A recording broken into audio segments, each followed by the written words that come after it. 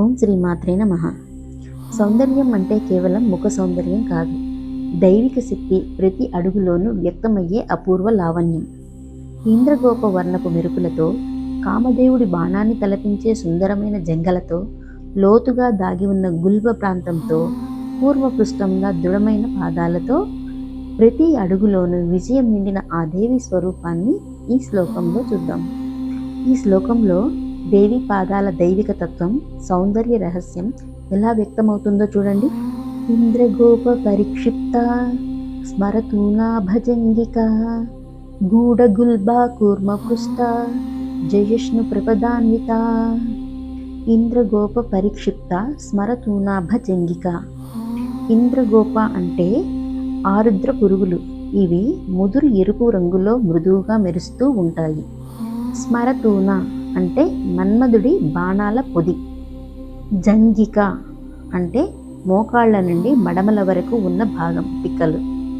దీని అర్థం ఏంటంటే, మన్మధుడి బాణాల పొది ఏ ఆకారంలో ఉంటుందో అమ్మవారి పిక్కలు కూడా అదే ఆకారంలో ఎంతో అందంగా ఉన్నాయి. ఆ పొది మీద ఎర్రని రత్నాలు పొదిగారా అన్నట్లుగా అమ్మవారి కాంతి ఆరుద్ర పురుగుల ఎరుపు రంగులా మెరుస్తుంది. గూఢ గుల్బ. గూఢ అంటే దాచపడిన, లోపలికి ఇమిడి ఉన్న. గుల్బ మడమలు. కూర్మ పృష్ట జయష్ణు ప్రపదాన్విత. అమ్మవారి పాదాల పైభాగం తాబేలు వెనుక భాగం వలె గుండ్రగా ఎత్తుగా ఉండి, తాబేలు వీపు అందాన్ని కూడా ఓడించేలా అతిలోక సౌందర్యంతో ఉన్నాయి. ఈ శ్లోకంలో అమ్మవారి రూప వర్ణన వెనుక లోతైన యోగ రహస్యాలు ఉన్నాయి. మన్మధుడి బాణాల పొది మన్మధుడి బాణాల పంచభూతాలకు చిహ్నం. అమ్మవారి జంగలు ఆ శక్తి నిలయాలు. భక్తుల కోరికలను తీర్చే శక్తి ఆమె పాదాల చెంతనే ఉందని దీని అర్థం. ఆధ్యాత్మికంగా గుల్బములు అంటే రహస్య మార్గాలు. సాధకుడు తన సాధనను రహస్యంగా ఉంచాలని, అలాగే అమ్మవారి అనుగ్రహం లభించినప్పుడు కలిగే అనుభూతులు అత్యంత అంతరంగికమైనవి అని ఇది సూచిస్తుంది. తాబేలు తన అవయవాలను లోపలికి ఉపసంహరించుకున్నట్లుగా యోగి తన ఇంద్రియాలను బాహ్య ప్రపంచం నుండి మళ్లించి అంతర్ముఖం కావాలి. అమ్మవారి పాదాలను ఆశ్రయించిన వారికి ఇంద్రియ నిగ్రహం సులభంగా లభిస్తుంది. సాధారణంగా మానవులకు మడమ ఎముక బయటకు పొడుచుకొని వచ్చినట్లుగా కనిపిస్తుంది. కానీ అమ్మవారి పాద సౌందర్యం ఎంత గొప్పదంటే, ఆ ఎముక ఏమాత్రము బయటికి కనిపించకుండా మృదువుగా లోపలికి ఇమిడిపోయి ఉంటుంది.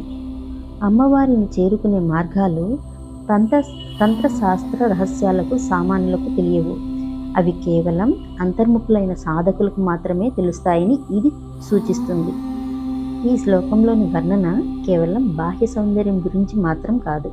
ఒక భక్తుడు అమ్మవారి పాదాలను ఆశ్రయిస్తే వాడికి మన్మధుడి వంటి చంచలత్వం తొలగిపోయి, కోరికలు తొలగిపోయి, ఇంద్రియ నిగ్రహం లభించి ఆధ్యాత్మిక రహస్యాలు బోధపడతాయని ఈ శ్లోకం అర్థం.